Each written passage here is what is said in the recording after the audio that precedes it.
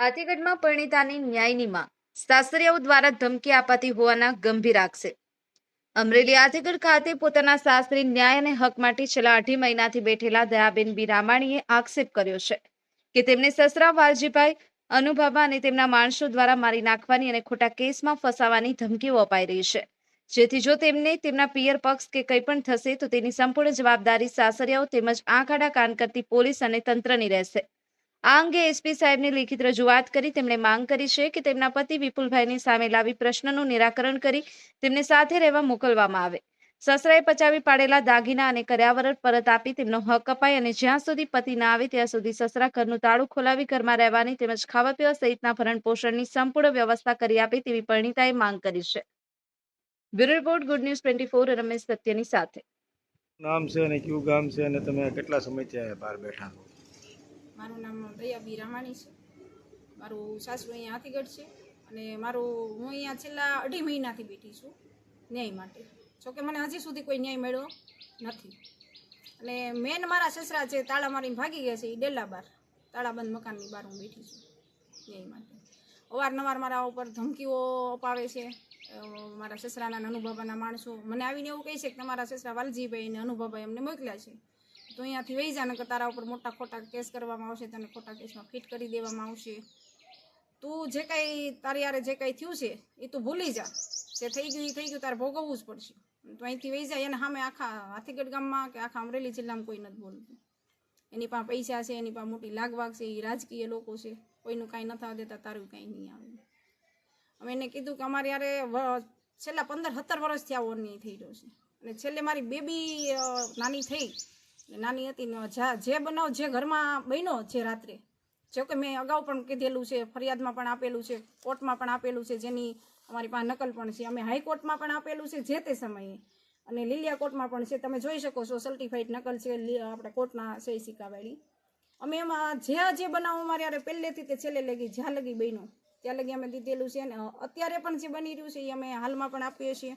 અને મારા સસરાએ અગાઉ અમારા ઉપર ખોટા કેસો કરેલા, એમાં પણ અમે કોર્ટમાં લડીને અમે નિર્દોષ હતા, નિર્દોષ નીકળેલા છો. એવી ખોટી હકીકતો પણ મારા સસરા લઈને સમાજમાં અને કોર્ટમાં જઈને એવું કહી છે, તો અમે કોર્ટમાં પણ અમે પુરાવા સાથે આપી છીએ કે ભાઈ આ બધું એને જે ખોટું ઊભું કરેલું હતું એમાં નિર્દોષ હતા, નિર્દોષ સાબિત થયેલા છે.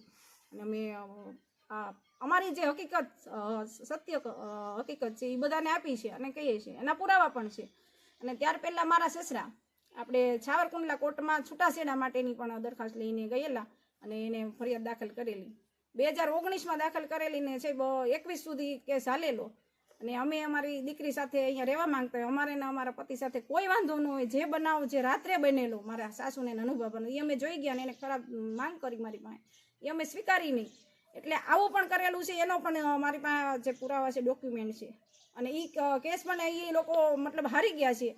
અને એ કેસનો ચુકાદો પણ આવી ગયેલો છે કે છૂટાછેડાનો મતલબ જે અરજી છે એ નામંજૂર કરેલી છે મારા સસરાની. પછી સાહેબ અહીંયા હું આવી ત્યારથી લઈને પહેલાં પણ મારા ઉપર બહુ ખૂબ અવારનવાર ખોટું કરવામાં આવ્યું છે. અને એકવાર મને ખોટું બોલીને અહીંયા લાવવામાં આવી મારા સગાઓ દ્વારા. અને અહીંયા એવું કહેવામાં આવ્યું, લીલિયા પોલીસ સ્ટેશનેથી ફોન આવ્યો જે તે વખતે ધર્મિષ્ઠા ગોસ્વામી સાહેબ કોઈ પીએસઆઈ હતા, એને એવું કીધું કે તાર ઘરવાળો આવ્યો છે, તને સમાધાન કરીને તેડી જઈશ, તારે જવું છે? મેં કીધું હા સાહેબ, મારે જવાનું જ છે, મારે બેબી છે. એટલે મને માણસો મોકલ્યા તેડવાને. અહીંયા આવ્યા એટલે મારી ઉપર જેમ ફાવે અંધાધૂંધ હુમલો કર્યો, બહુ મારી મને. અનુભાભા ખુદ હતા, મારા કપડાં બપડા તોડી નાખ્યા, મારી છેડતી કરવામાં આવી, ઘણું બધું મારા ઉપર ત્રાસ ગુજારવામાં આવ્યો. મને આ પગે ડાબા પગમાં મારેલું પણ છે, જે કે અમે ફરિયાદમાં લખાવેલું છે. ડૉક્ટરે સારવાર પણ અમરેલી સિવિલમાં દાખલ થયેલી આપેલી છે. કોણ મને 108માં લઈ ગયું મને ખ્યાલ નથી, એવી અંધાધૂંધ મારેલી 2 વાનમાં. અને અહીંયા મને જે માર્યું અનુભાભાઈ ખુદ, એના ઉપર ડામરનો લોંધો નાખી દેવામાં આવ્યો હતો. એ પણ અમે રજૂઆત કરેલી છે. ને એ પણ કેસ અમે લીલિયા કોર્ટમાં મતલબ હાલેલો. ભલે પોલીસે થોડું જાજુ ઉલ્લેખ કરેલો છે, નથી એવું નથી. જે બનાવ બહેનો અહીંયા ફરિયાદમાં અનુભાવાનું નામ પણ છે એફઆરઆઈમાં, આ તમે જોઈ શકો છો. આટલા પેજવાળી અરજી છે. એમાં નિવેદનમાં પણ જીસી જાડેજા સાહેબે નામ નિવેદન લેવા આવ્યા, એમાં પણ અમે સ્પષ્ટ રીતે કીધેલું છે કે અમારે યારે આ કર્યું છે. અને માત્ર ને માત્ર કરાવનાર અનુભાભા મારા સાસુ અને મારા સસરા છે. મારો પતિ લગ્ન થયા બતાવ્યો મને મારો પતિ કે આને યારે તારા લગ્ન થયા, બતાવવામાં લગ્ન કરવામાં મારો પતિ મારી સામે.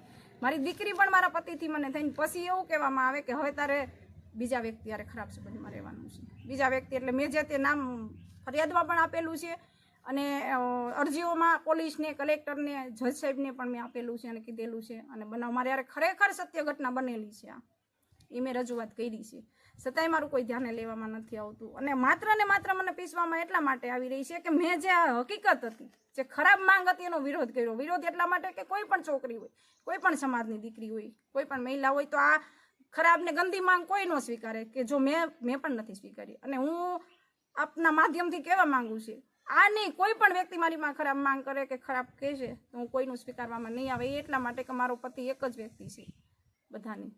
એટલે મેં આનો વિરોધ કરેલો અને આ બધું બહાર આવ્યું એટલે મને અવારનવાર હેરાન કરવામાં આવ્યું. મારા ઉપર ખોટી ફરિયાદો કરવાની ધમકીઓ, ખોટી ફરિયાદો દાખલ કરી. પિયરમાં રહેતી હતી તો મારા માતા પિતાને પણ અહીંયાથી હાથીગઢથી લઈ અને સાહેબ ધાર સુધી એમના માણસો છે. ધાર ગામમાં પણ એમના સગાઓ, મારી કાકીજી સાસુ કૈલાસબેન માનનકાના ભત્રીજાઓ, એમના ફઈના છોકરાઓ દ્વારા મારા ઉપર ખોટું, મારા પપ્પા ઉપર ખોટું ઘણું બધું કર્યું છે. જો કે અમે નિર્દોષ હતા, નિર્દોષ કોર્ટ દ્વારા લડીને નીકળેલા છીએ. અને અમુક વસ્તુઓ છે સાવરકુંડલા સેશન કોર્ટમાં હાલેલી છે. ત્યાં એ લોકોએ એનું જે ખોટું કરેલું એને સ્વીકારેલું છે કે ભાઈ અમે જે તે વખતે જે કંઈ કર્યું એ અમારાથી ખોટું થઈ ગયું છે. અને સાહેબે એમના ઘણાના સમાધાન પણ કરાવેલા છે, જજ સાહેબે પોતે, સેશન જજે. અને એ બધું પૂરું થઈ ગયેલું. મારા સસરા આગળ લાવીને એવું કહે છે કે મારી છોકરાની વહુ છે તે પેલી છે, ખરાબ છે, આવી છે.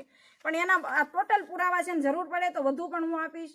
મારી દીકરીએ પણ હાથીગઢ ગ્રામ પંચાયતને લેખિતમાં આપ્યું કે મારી મમ્મી અહીંયા બેઠી છે ને મારું ભણતર ખોરવાય છે, મારું ભણતર રજડી પડ્યું છે મારા દાદા ને મારા પપ્પાને, અનુભવવાના મારા દાદીના લીધે. તો મને આમાંથી નિરાકરણ લાવીને મારી મમ્મી મને અપાવો, મારા પપ્પા તો પહેલાંથી છીનવી લીધા છે. તો પંચને રજૂઆત કરી, ગ્રામ પંચાયતની.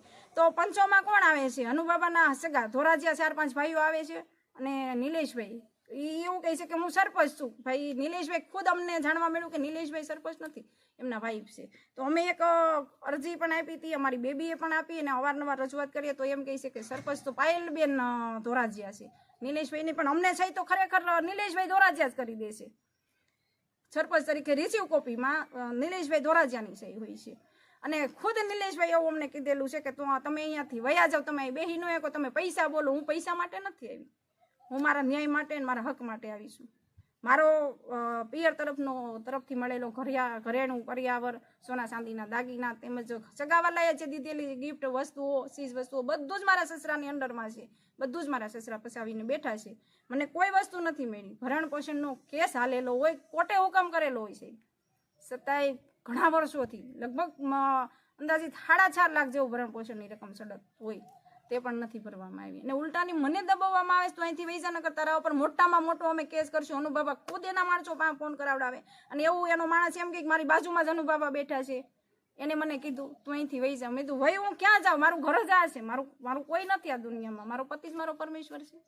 એને મારા સસરાને અવારનવાર માણસો એના મોકલે છે કે એને કયો ત્યાંથી વહી જાય એમ. મારો છોકરો વિદેશમાં મેં મોકલી દીધો છે, અહીંયા નથી.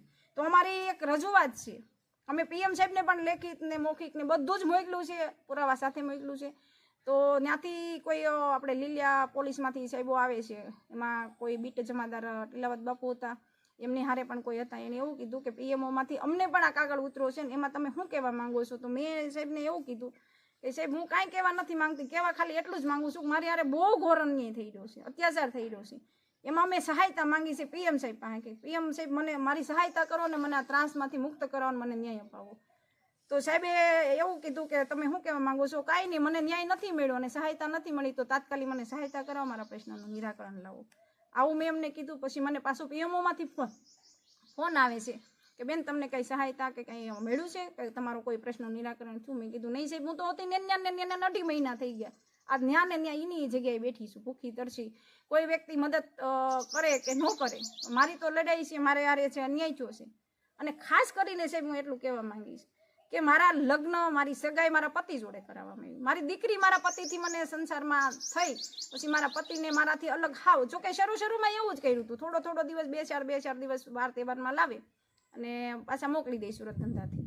અને ત્યારથી લઈને આજ સુધી સાહેબ મારો ઘરવાળાને મને ખાલી લગ્ન કરી અને અમારી દીકરી થઈ ત્યાં લગી જ નાતો રાખ્યો. પછી એવું કીધું કે હવે તારું ઘરવાળું તને નહીં મળે, તારે અહીંયા આવી રીતના ભાભાને મારા ઘરે છે તારી પાસે માંગ કરી છે એમાં જ તારે રહેવું પડશે. મને અવારનવાર મારવામાં આવી છે, ખોટા કેસોમાં ફિટ કરવામાં આવી છે, છતાંય અમે લડીને અન્યાય સહન કરી અને જે એને અમારા ઉપર ખોટું કર્યું એની સામે સત્યતાથી લડી અને નિર્દોષ હતા નિર્દોષ નીકળેલા છે.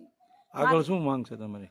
આગળ મારી માંગ એ છે કે ખરેખર મારો પતિ મેં જે એની હારે લગ્ન કર્યા છે, મારી દીકરી એનાથી છે, મને અમારું એક સંતાન એના નાતે, અને અમે પતિ પત્નીમાં કોઈ ઝઘડો નથી થયો, નથી ક્યારેય બોલ્યા બાધ્યા કે ક્યારે સામે આ બનાવ બન્યા પછી તો છેલ્લે મારા પતિ અહીંયા હતા પણ નહીં, અને ત્યાર પછી હામાં 1 કલાક પણ અમે ભેગા નથી રહ્યા, તો અમારે કોઈ વાંધોય નથી. એટલે મારી માંગ સરકારને એ છે અને કોર્ટમાં અને પોલીસ કે તંત્ર કોઈ પણને મારી એટલી હાથ જોડીને વિનંતી છે કે મને ને મારી દીકરીને ને મારા પતિને અમને અમારા ઘરે અમારા શાંતિથી અમને રહેવા દે, અને અમારા પત્ની તરીકેના અને મારી દીકરીના દીકરી તરીકેના હક અધિકારથી અમને પૂરેપૂરો ન્યાય મળે.